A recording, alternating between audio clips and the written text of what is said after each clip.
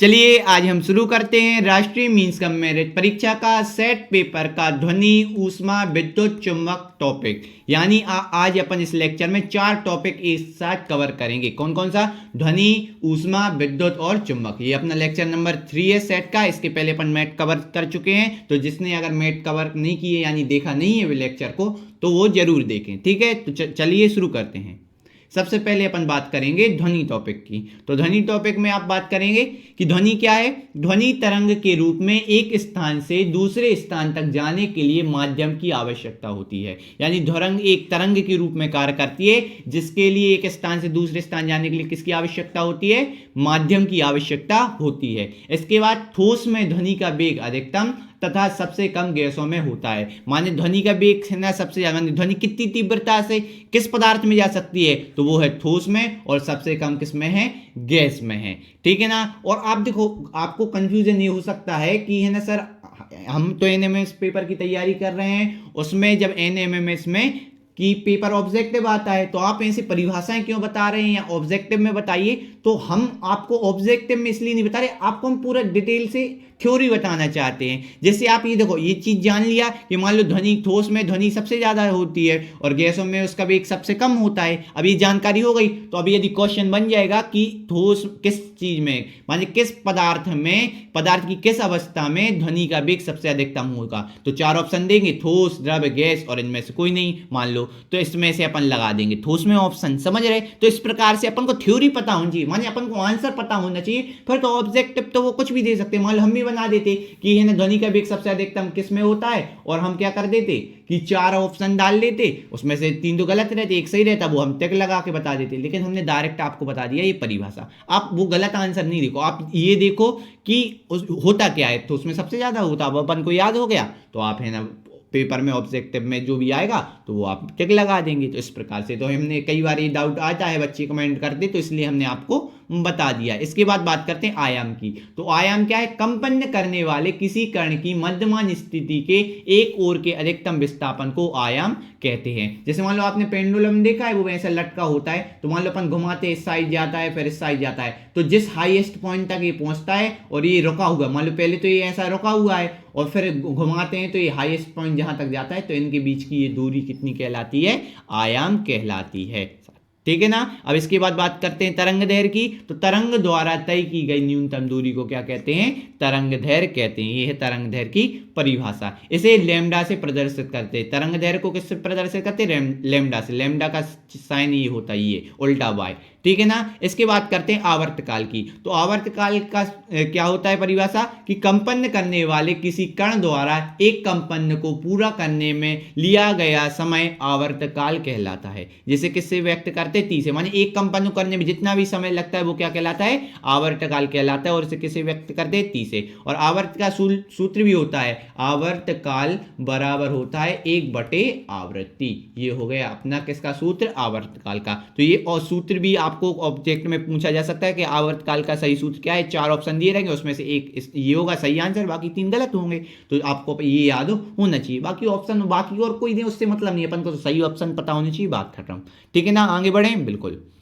अब बात करते हैं आवृत्ति की। किसकी बात करते हैं? आवृत्ति की बात करते हैं। तो आवृत्ति का परिभाषा क्या है? 1 सेकंड में किए गए कंपनों की संख्या को आवृत्ति कहते हैं। आवृत्ति की परिभाषा हो गई कि 1 सेकंड में जितने कंपन हो रहे हैं ना, और उन पूरे कंपनों की संख्या को क्या बोलेंगे? आवृत्ति बोलेंगे, फ्रीक्वेंसी। इसका ऐसा ही मात्रक होता है हर्ट्ज, जिसे एच जैसे प्रदर्शित करते हैं। ठीक है ना। ध्वनि की प्रबलता आयाम के कंपन पर निर्भर करती है।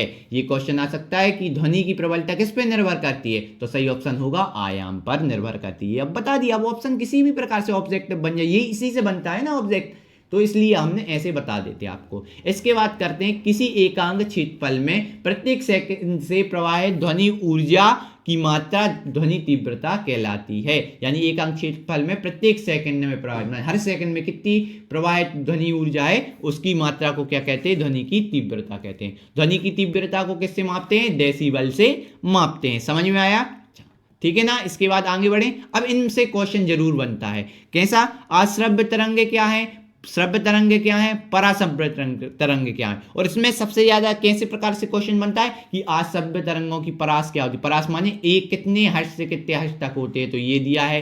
तरंग श्रव्य तरंग के लिए ये दिया है और पराश्रव्य तरंग के लिए ये दिया है, इसलिए हमने ये देखो हाईलाइट कर दिए, क्योंकि इसी प्रकार से क्वेश्चन आता है। ये बोलेंगे आश्रव्य तरंग की परास क्या है, परास माने किस रेंज में ये अप्लाई करती हैं, कितने रेंज में रहती, तो वह तरंग जिसकी आवृत्ति 20 हर्ट्ज से कम हो। आश्रव्य तरंग क्या कहलाती है, जिनकी आवृत्ति क्या हो, 20 हर्ट्ज से कम हो, तो ये क्या कहलाती हैं, आश्रव्य तरंगे कहलाती हैं। और इसके बाद इनका उपयोग कहाँ होता है, यह तरंगे उच्च तीव्रता के भूकंप, और इसमें हालांकि ये बताया गया है कि आश्रव्य तरंगे कहाँ से उत्पन्न होती हैं, तो ये उच्च तीव्रता के भूकंप, ज्वालामुखी उद्गम, समुद्री तरंग एवं हाथियों और बेलों द्वारा उत्पन्न की जाती है। इन सब के द्वारा ये आश्रव्य तरंगे उत्पन्न की जाती है। दूसरा क्या है, श्रव्य तरंगे, तो वह तरंग जिसकी आवृत्ति 20 हर्ट्ज से 20,000 हर्ट्ज तक होती है, श्रव्य तरंगे कहलाती हैं। यह मानव कर्ण के लिए संवेदनशील होती हैं। देखो ये इसमें क्वेश्चन कैसे बनेगा कि मानव कर्ण के लिए कौन सी तरंग संवेदनशील होती है, तो वो है श्रव्य तरंग। नाम ही समझ आ रहा है, श्रव्य तरंग, जिसे अपन सुन सकते हैं। तो और इसमें क्वेश्चन समझ में आया कैसे बन रहा है। पहले तो ये बनेगा कि आश्रव्य तरंग की परास कितनी है, तो ये 20 हर्ट्ज से कम। श्रव्य तरंगी की परास क्या है, तो ये है 20 हर्ट्ज से 20,000 हर्ट्ज तक। और इसके बाद किसकी बात करते हैं, पराश्रव्य की तरंग की कितनी होती परास, 20,000 से अधिक होती है। और मानव कर्ण के लिए संवेदनशील कौन सा होता है, 20 हर्ट्ज से 20,000 हर्ट्ज वाली श्रव्य तरंग। और आश्रव्य तरंग कौन कौन से उत्पन्न होती है, उच्च तीव्रता के भूकंप, ज्वालामुखी उद्गम, समुद्री तरंग और हाथियों और बेल द्वारा उत्पन्न की जाती है। अब बात करते हैं पराश्रव्य तरंग, जो कि 20,000 हर्ट्ज से अधिक होती हैं, जिनकी परास और पराश्रव्य तरंग कहलाती हैं। इन तरंगों का उपयोग, जो पराश्रव्य तरंग है ना, पराश्रव्य तरंग है, तो पराश्रव्य तरंगों का माने उपयोग कहाँ होता है, तो इन तरंगों का उपयोग सोनार विधि में किया जाता है। इन तरंगों का उपयोग किसमें किया जाता है, सोनार विधि में किया जाता है। समुद्र की गहराई मापने के लिए, कपड़े, वायुयान तथा घड़ियों के यांत्रिक पुर्जों को साफ करने के लिए अल्ट्रासोनोग्राफी में इसका उपयोग करता है। ये बहुत सारे अपन ने पराश्रव्य तरंगों के उपयोग बता दिए, ठीक है ना। तो इस प्रकार से अपन ने कर लिया, आगे बढ़े। बिल्कुल, अब बात करते हैं अपन शोर की। किसकी, शोर की। वह ध्वनि जो हमें सुनने में अप्रिय लगती है, शोर कहलाती है। मतलब जो देखो ऐसी ध्वनि जो हमको अप्रिय लगती है, माने खराब लगती है। कहते हैं ना तुम लोग शोर मत करो, बच्चे सर कहते हैं कि शोर मत करो, तो इस प्रकार से, या कहीं भी हल्ला हो रहा है तो बोलते हैं कि शोर मत करो, मैंने शोर हो रहा है, हल्ला हो रहा है बहुत ज्यादा, तो वह ध्वनि जो हमें सुनने में अप्रिय लगती, माने अच्छी नहीं लगती है, शोर कहलाता है। ये हो गई शोर की परिभाषा। उदाहरण के लिए बात करें तो मोटर वाहन के हॉर्न, पटाखों की ध्वनि आदि, ठीक है ना। इसके बाद बात करते हैं संगीत की। तो वह ध्वनि जो हमें सुनने में कैसी लगती है, प्रिय लगती है, माने बहुत अच्छी लगती है। हारमोनियम की ध्वनि, या तबला बजा रहा है, या कोई वीणा बजा रहा है, या कोई फ्लूट बजा रहा है, या कोई भी वाद्य यंत्र बजा रहा है और अच्छा बजा रहा है, तो इससे संगीत, उसे माने उसकी ध्वनि को क्या बोलेंगे, संगीत कहेंगे ना। संगीत वादन हो रहा है, संगीत गायन। तो वातावरण में अत्यधिक या अवांछित ध्वनियों के कारण उत्पन्न प्रदूषण को ध्वनि प्रदूषण कहते हैं। ध्वनि प्रदूषण क्या है, वातावरण में जब बहुत ज्यादा शोर होने लगता है, बहुत सारी तेज ध्वनि आ जाती है, अवांछित जो खराब होती हैं, उनको उसके कारण कौन सा प्रदूषण उत्पन्न होता है, ध्वनि प्रदूषण उत्पन्न होता है। क्लियर, आई बात समझ में। बिल्कुल, इस प्रकार से अपन ने ध्वनि किया। इसके बाद हम नया टॉपिक अपन इसी में चालू कर रहे हैं, ऊष्मा। इसमें अपन 4 लेक्चर, इस लेक्चर में अपन 4 टॉपिक कवर कर रहे हैं ना, ध्वनि, ऊष्मा, विद्युत चुंबक। तो अब सेकंड नंबर का टॉपिक है ये ऊष्मा। तो चलिए शुरू करते हैं। बिल्कुल, अब इसके बाद ऊष्मा की चालू करते हैं, और सबसे पहले बात करते हैं ताप मापने के लिए उपयोग की जाने वाली युक्ति को तापमापी या थर्मामीटर कहते हैं। माने जो ताप है, टेम्परेचर, उसको मापने के लिए किसका उपयोग करते हैं, तापमापी का या थर्मामीटर का उपयोग करते हैं। अब थर्मामीटर अलग अलग भी होते हैं। कैसे, वह थर्मामीटर जैसे चिकित्सा क्षेत्र में, माने जो मेडिकल फील्ड में जिसका उपयोग यूज होता है, उसे क्या बोलते हैं, डॉक्टरी थर्मामीटर। नाम से समझ में आ रहा है कि चिकित्सक जो यूज करते, डॉक्टर जो यूज करते, वो डॉक्टरी थर्मामीटर कहलाता है। इस थर्मामीटर के बल्ब में क्या भरा होता है, पारा भरा होता है। ये क्वेश्चन आता है कि डॉक्टर थर्मामीटर के बल्ब में क्या भरा होता है, पारा भरा होता है। इसके बाद अगला है वह थर्मामीटर जिसका उपयोग प्रयोगशाला में किया जाता है। वहां कहाँ होता है, लैब में इसका प्रयोग होता है, तो उसे कहते, क्या कहते हैं, प्रयोगशाला थर्मामीटर, लेबोरेटरी थर्मामीटर होता है। इसके बाद अगला ये नोट दिया गया है कि धातु ऊष्मा की अच्छी चालक होती है। माने धातु में ऊष्मा का अच्छा चालन हो जाता है। माने चांदी को जब गर्म करे, सोने को गर्म करे, तो वो लोहे को गर्म करें तो वो आसानी से गर्म हो जाती हैं। बिल्कुल, अब आगे बढ़े। बिल्कुल, अब अपन ने ध्वनि कर लिया था, ऊष्मा कर लिया, और ऊष्मा भी छोटा सा टॉपिक था। इसके बाद अपन चालू कर रहे हैं विद्युत, बहुत इंपॉर्टेंट है। चलिए शुरू करते हैं। सबसे पहले अपन बात करते हैं विद्युत आवेश की। तो किसी पदार्थ का वह गुण जिसके कारण उसमें विद्युत तथा चुंबकीय प्रभाव उत्पन्न हो जाता है विद्युत आवेश कहलाता है। माने वह पदार्थ का गुण जिसके कारण कौन सा प्रभाव उत्पन्न हो जाता है, विद्युत प्रभाव और चुंबकीय प्रभाव उत्पन्न हो जाता है, विद्युत आवेश कहलाता है। इसका ऐसा ही मात्रक होता है कूलम। ये सबसे इंपॉर्टेंट है। इस स्लाइड का सबसे इंपॉर्टेंट चीज क्या है कि इसका मात्रक क्या है। माने क्वेश्चन आता है कि विद्युत आवेश का मात्रक बताइए, तो वो है कूलम। ठीक है ना। अब आवेश कितने प्रकार के होते हैं, दो प्रकार के होते हैं, धनावेश और ऋण आवेश। ठीक है ना। आगे बढ़ें, बिल्कुल। अब बात करते हैं विद्युत धारा की। किसी चालक में आवेश प्रवाह की दर को विद्युत धारा कहते हैं। ये क्वेश्चन कैसे बनेगा कि आवेश प्रवाह की दर को क्या कहते हैं, चार ऑप्शन दिए रहेंगे, तो उसमें से अपन सिलेक्ट करेंगे विद्युत धारा, क्योंकि ये परिभाषा है बिल्कुल विद्युत धारा की। ठीक है ना। इसका ऐसा ही मात्रक क्या है, एम्पियर। ये भी इंपॉर्टेंट है, विद्युत धारा में ये इंपॉर्टेंट, इसकी ये तो परिभाषा और दूसरा है इसका मात्रक। ठीक है ना। इसके बाद ये जो हम देखो सिलेक्टेड चीजें आपको बता रहे हैं ताकि आप अच्छा स्कोर कर सकें। अब बात करते हैं सुचालक की। तो वह पदार्थ जिनमें विद्युत का चालन आसानी से हो जाता है विद्युत की सुचालक कहलाती है। माने ऐसी चीजें, ऐसी वस्तुएं जिनके अंदर से करंट पास हो जाता है। मान लो एक लोहे की छड़ है, मान लो ये लोहे की छड़ है, यहां अपन ने दो तार टच किए इलेक्ट्रिक वाले, तो इससे क्या होगा, पूरे जो छड़ है उसमें क्या होगा, इलेक्ट्रॉन प्रवाहित होने लगेंगे, मुक्त इलेक्ट्रॉन, यानी आवेश प्रवाहित होने लगेगा। और आवेश प्रवाहित होने के कारण क्या होगी, इसमें विद्युत धारा प्रवाहित होगी, विद्युत धारा फैल रही होगी। यदि इसको कोई छीलेगा तो उसमें करंट लग जाएगा। ठीक है ना। उदाहरण के लिए सुचालक क्या होता है, सोना चांदी, इनमें करंट, लोहा, ऐसी चीजें हैं जो जिससे करंट पास हो जाए, तो वो है सुचालक। और ये क्वेश्चन बनते हैं सुचालक और कुचालक से। कुछ उदाहरण दिए होंगे, माने बताएंगे, पूछे कि सोना सुचालक है, माने सोना किस प्रकार का पदार्थ है, सुचालक या कुचालक या अर्धचालक या इनमें से कोई नहीं, इस प्रकार से बन सकता है। इसके बाद करते हैं कुचालक। वह वस्तु जिनमें विद्युत का प्रवाह नहीं होता विद्युत की कुचालक कहलाती है। माने वह ऐसी वस्तु है जिसमें अपन करंट प्रवाहित करना चाहें पर ना हो, तो ऐसा क्या कहलाता है, कुचालक पदार्थ कहलाता है। जैसे रबड़ में करंट नहीं लगता, लकड़ी में करंट नहीं लगता आदि। जैसे अपन कहते हैं ना किसी को करंट लगा, पहले रबड़ से जब अपन इलेक्ट्रिक काम करते हैं इलेक्ट्रिसिटी का, तो उसमें कहते हैं रबड़ के ग्लव्स पहन लो या लकड़ी पे खड़े हो, इस प्रकार से चप्पल पहन के करो काम। तो इस प्रकार से ये इसलिए बोलते हैं कि करंट विद्युत धारा से अपन बचा जा सके। और एक चीज आप ध्यान रखना, आपके मन में ये आई, देखो ये विद्युत लिखा है जी, जो अपना लैप है वो है ना, इसको क्या करता है, कवर नहीं कर पाता। विद्युत को लिखना पड़ता है ऐसा, विद्युत ऐसा, लेकिन ये कवर नहीं कर पाता, ये विद्युत लेता नहीं है, तो इस प्रकार से दिया होता है। लेकिन ध्यान रखें कि विद्युत ऐसा लिखते हैं इसमें, हालांकि इसको लिखा से ही वो क्या करता है कि उसके अंदर के वर्ड को तोड़ देता है, लेकिन अपन ने ऐसा डायरेक्ट लिख सकते हैं। बिल्कुल आगे बढ़ें, बिल्कुल।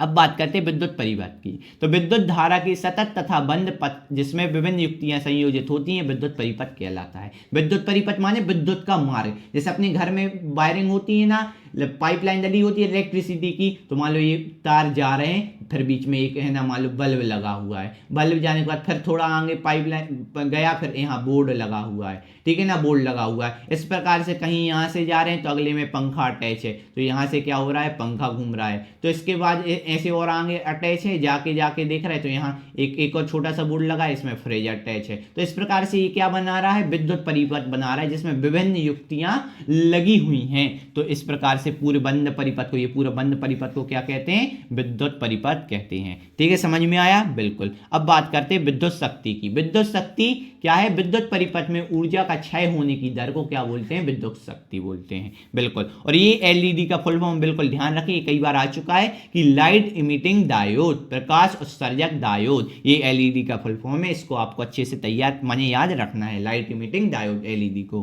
का फुल फॉर्म है, बिल्कुल, प्रकाश उत्सर्जक डायोड हो गया। अब विद्युत सेल के बारे में बात करें, एक ऐसी युक्ति है जो रासायनिक ऊर्जा को विद्युत ऊर्जा में परिवर्तित करके किसी परिपथ में आवेश के प्रवाह को निरंतर बनाए रखती है। मतलब देखो, आपने देखा होगा विद्युत सेल माने अपने घर में यूज होते हैं ना, जो सेल होते हैं वो क्या करते हैं, अंदर क्या भरा होता है, केमिकल भरा होता है। ये केमिकल से क्या होता है, इलेक्ट्रिसिटी, देखो अपन अपने रिमोट में या घड़ी में ये जब सेल डालते हैं तो वो चलने लगती है ना, तो इसके अंदर ये जो केमिकल है किस में कन्वर्ट हो जाता है, इलेक्ट्रिसिटी में कन्वर्ट हो जाता है।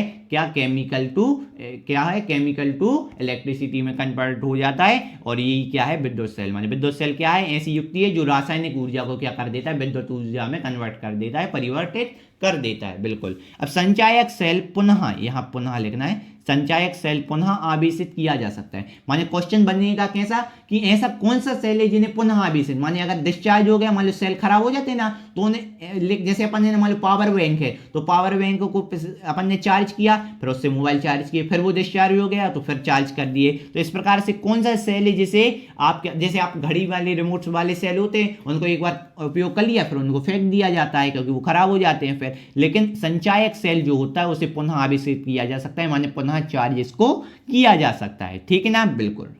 अब आगे बढ़े। बिल्कुल। अब बात करते हैं सौर बैटरी की। आपने सोलर पैनल का नाम सुना है, वो क्या करता है, सूर्य के प्रकाश से क्या बनाता है, इलेक्ट्रिसिटी बनाता है। तो वही है सौर बैटरी। क्या है, ऐसी युक्ति है जो सूर्य के प्रकाश की ऊर्जा को विद्युत ऊर्जा में बदल लेती है। माने सूर्य के प्रकाश से क्या बना लेती है, विद्युत बना लेती है, इलेक्ट्रिसिटी बना लेती है। सनलाइट से क्या हो जाता है, किसमें कन्वर्ट हो जाती है, इलेक्ट्रिसिटी में। बिल्कुल। सौर बैटरी में सिलिकॉन की पतली पट्टी होती है जो आर्सेनिक के परमाणु से मंडित होती है। किसकी पट्टी होती है, सिलिकॉन की, और किस परमाणु से मंडित होती है, आर्सेनिक के परमाणु से। बिल्कुल। इसके बाद बात करते हैं विद्युत लेपन क्या है। वह प्रक्रम जिसमें विद्युत धारा की सहायता से एक धातु की पतली परत किसी अन्य धातु पर जमा की जाती है, विद्युत लेपन कहलाता है। मान लो किसी भी प्रकार की परत, माने किसी भी वस्तु है, कोई भी धातु की, उसके ऊपर एक नई धातु की परत चढ़ा देना क्या कहलाती है, विद्युत लेपन कहलाता है। जैसे मान लो सोने पे, मान लो चांदी पे अपन काय की पॉलिश कर देते, सोने की, यदि वो विद्युत के माध्यम से हो तो इससे क्या हो जाता है, विद्युत लेपन कहलाता है। इसके बाद ये आता है कि विद्युत बल्ब का फिलामेंट टंगस्टन से बना होता है। तो क्वेश्चन आ जाए कि विद्युत बल्ब का फिलामेंट किससे बना होता है, तो अपन बिल्कुल आसानी से बोल सकते हैं कि टंगस्टन से बना होता है। इसके बाद अगला पॉइंट क्या है, विद्युत बल्ब विद्युत धारा के ऊष्मीय प्रभाव पर आधारित होता है। क्वेश्चन आता है कि विद्युत बल्ब किस पर आधारित होता है, तो ये होता है विद्युत बल्ब विद्युत धारा के ऊष्मीय प्रभाव पर आधारित होता है। इसलिए हमने देखो ये आपको हाईलाइट करके बता दिया है एक्स्ट्रा रंग में, ठीक है ना, ताकि आप अच्छे से समझ सकें। इसके बाद विद्युत फ्यूज तार मिश्र धातु तांबा टिन शीशे से बनाया जाता है, निर्मित होता है। किससे निर्मित होता है, विद्युत फ्यूज किससे निर्मित होता है, तार जो विद्युत फ्यूज का तार बनाते हैं वो किससे बनाते हैं, मिश्र धातु। कौन कौन सी, तांबा टिन और सीसा, तांबा टिन और सीसा से निर्मित होता है। अच्छा ठीक है ना, आगे बढ़े। बिल्कुल। अब बात करते हैं, एक नया टॉपिक आ गया, चुंबक। इसके पहले अपन ने क्या किया, विद्युत धारा के बारे में किया, विद्युत की बात की। इसके बाद अब टॉपिक अपन चालू कर रहे हैं चुंबक। इसी लेक्चर में अपन ने आपको बता चुके हैं कि 4 टॉपिक कवर कर रहे हैं, तो अब बात होती है चुंबक की। तो चलिए सबसे पहले अपन बात करते हैं चुंबक की, ठीक है, साथ। अब इसके बाद बात करते हैं चुंबक की। तो एक ऐसा पदार्थ है, चुंबक क्या है, एक ऐसा पदार्थ है जो छोटे छोटे लोहे के टुकड़े को अपनी ओर आकर्षित करता है, चुंबक कहलाता है। चुंबक कैसा है, चुंबक ऐसा पदार्थ है जो छोटे छोटे लोहे के टुकड़े को अपनी ओर आकर्षित करता है, चुंबक कहलाता है। आपने देखो बचपन में खेल किया होगा या आपने देखा होगा कि जो चुंबक होती है वो लोहे को खींचती है, एक दूसरे से चिपक जाते हैं, तो ये इसका गुण होता है, ये चुंबक कहलाती है। इसके बाद चुंबक 2 प्रकार की होती हैं, एक तो होता है प्राकृतिक चुंबक और दूसरा होता है कृत्रिम चुंबक। नाम से समझ में आ रहा है, ऐसी चुंबक जो प्रकृति में स्वतंत्र रूप से पाई जाती है प्राकृतिक चुंबक, और कृत्रिम चुंबक जो क्या होता है, कृत्रिम विधियों द्वारा बनाई जाती है, माने मानव खुद बनाता है, वो कृत्रिम चुंबक है, फैक्ट्रियों में जो बनती है। और प्राकृतिक चुंबक जो प्रकृति में स्वयं स्वतंत्र रूप से उत्पन्न होती हैं और स्वतंत्र रूप से पाई जाती हैं, जिनमें चुंबकीय गुण होता है, वो प्राकृतिक चुंबक कहलाते हैं। प्राकृतिक चुंबक का उदाहरण है मैग्नेटाइट, और कृत्रिम चुंबक क्या होती है, छड़ चुंबक, नाल चुंबक और आदि, ठीक है ना, इस प्रकार से कई हो सकती हैं, ठीक है ना। इसके बाद बात करते हैं स्थायी चुंबक। अब बात कर, देखो स्थायी चुंबक लोहा, निकेल, कोबाल्ट की मिश्र धातु से बने होते हैं। क्या होता है कि जो स्थायी चुंबक होते हैं वो किससे बनते हैं, लोहा, निकल और कोबाल्ट की मिश्र धातु से बने होते हैं। बिल्कुल ठीक है, आगे बढ़े। हाँ, अब बात करते हैं अगला, ये चालक में धारा के प्रभाव का मुख्य कारण मुक्त इलेक्ट्रॉन होते हैं। ये क्वेश्चन आ सकता है कि चालक में, माने जो चालक मतलब जिसमें करंट प्रवाहित हो जाए, इलेक्ट्रिसिटी प्रवाहित हो जाए, विद्युत धारा प्रवाहित हो जाए, तो चालक में धारा के प्रभाव का मुख्य कारण क्या होता है, मुक्त इलेक्ट्रॉन होता है। आपने को बताया ना कि क्षण में, माने विद्युत धारा की परिभाषा के आवेश प्रवाह की दर को विद्युत धारा कहते हैं, तो वो आवेश क्या किसके कारण होते हैं, मुक्त इलेक्ट्रॉन के कारण होते हैं। बिल्कुल। अब आगे बढ़े। बिल्कुल। विद्युत धारा की चुंबकीय प्रभाव की खोज ऑस्टेन ने की थी। ये ध्यान रखना आपको कि ये विद्युत धारा के चुंबकीय प्रभाव की खोज किसने की थी? ऑस्टिन ने। और इसके बाद विद्युत चुम्बक बनाने में नरम लोहे का उपयोग किया जाता है। विद्युत चुम्बक बनाने में किसका उपयोग किया जाता है? नरम लोहे का। ये याद रहे तो क्वेश्चन में आ जाए जिस प्रकार से कि विद्युत चुम्बक बनाने के लिए किसका उपयोग करते हैं, तो जिसमें नरम लोहे का ऑप्शन हो, जिस ऑप्शन में हो नरम लोहा उसमें टिक लगा देंगे। इसके बाद चांदी में विद्युत चालकता अधिकतम होती है। जो चांदी धातु होती है उसमें विद्युत चालकता अधिकतम होती है। बिल्कुल, बहुत बढ़िया। तो इस प्रकार से अपन ने चुंबक टॉपिक को भी कंप्लीट कर लिया है। इस प्रकार से अपन ने इस लेक्चर में 4 टॉपिक को कंप्लीट कर लिया। अब आने वाले लेक्चर में अपन बात करेंगे प्रकाश के बारे में, क्योंकि प्रकाश एक बहुत ही शानदार और बहुत ही इंपॉर्टेंट टॉपिक है। इसके लिए हम उसकी सेपरेट वीडियो लाएंगे, तो डलने वाली है वो कल। तो उसके बाद अपन है ना आप कर लेंगे अच्छे से तैयारी इसकी, और इसके बाद आने वाले लेक्चरों को आप उसमें अच्छे से पढ़ते रहें ताकि आप अपने परीक्षा में अच्छा स्कोर कर सकें। तो मिलते हैं अगले लेक्चर में, तब तक के लिए थैंक यू, धन्यवाद।